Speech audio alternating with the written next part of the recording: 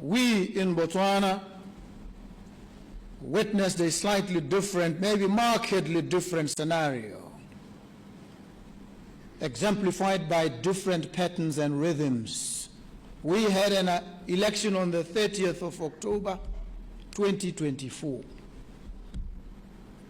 We went into that election with a behemoth of a political party that had been in power for 58 years,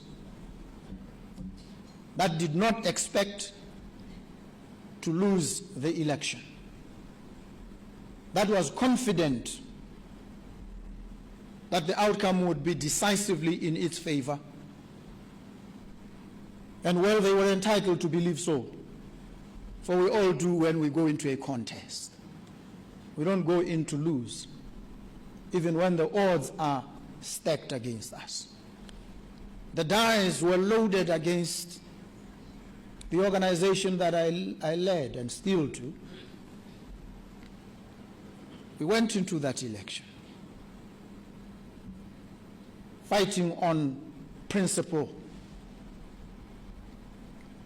a resolute commitment to fundamental rights, and a desire for change. Our message was simple, it was clear, and it was precise. Happily, it resonated with the majority of the people, and they went into the polling stations and voting booths and expressed their will. In the dead of the night, after counting had begun, the president made a call to me. He said to me, "It looks on the results as they have come thus far that you are poised to win. It is early days yet. We are hoping we will bounce back." I thanked and congratulated him and wished him well.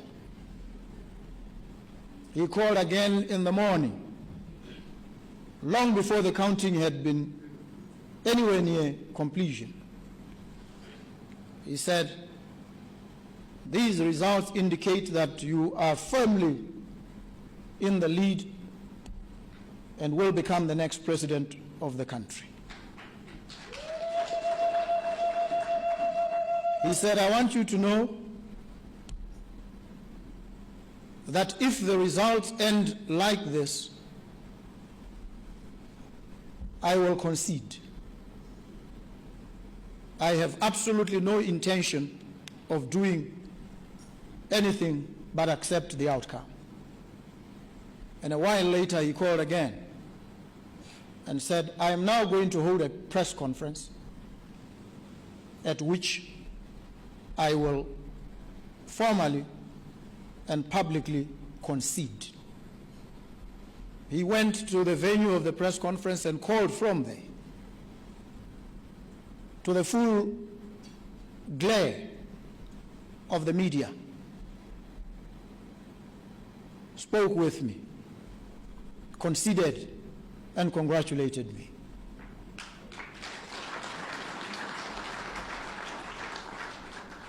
At 3 o'clock in the afternoon of that same day, the final results were announced, and the 58-year-old reign of the Botswana Democratic Party had come to an end in a thumping victory for the umbrella for democratic change. I did not gloat.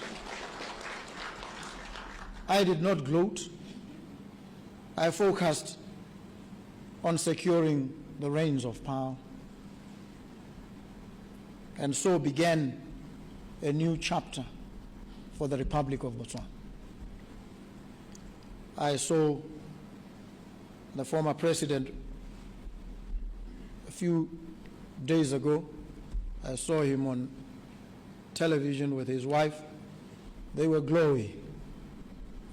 They were looking happy and healthy. Evidence that there was no persecution against them, there was no harassment, there were no recriminations of any sort. That also is an abiding lesson to all of us. We must have this spirit exemplified in the seamless change of power, transfer from a party that had ruled for 58 years to one that was taking over peacefully. And that meant that Botswana had now passed the sternest of tests in relation to the depth of its democracy. And I stand here as a proud representative of that democracy, that society that produced the two leaders I've referenced. We are here today because these examples must resonate across the breadth and dimensions of the African continent. We must send a message to the whole world that democracy does, can, and will continue to thrive on the African soil.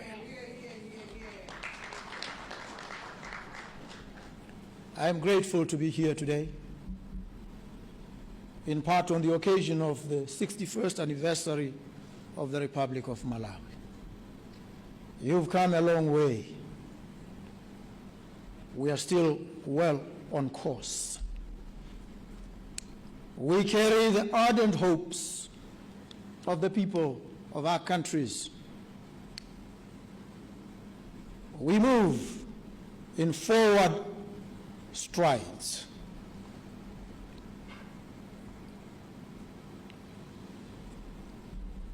With focus, with dedication, with commitment. And I'd like at this point to seal it off by proposing a toast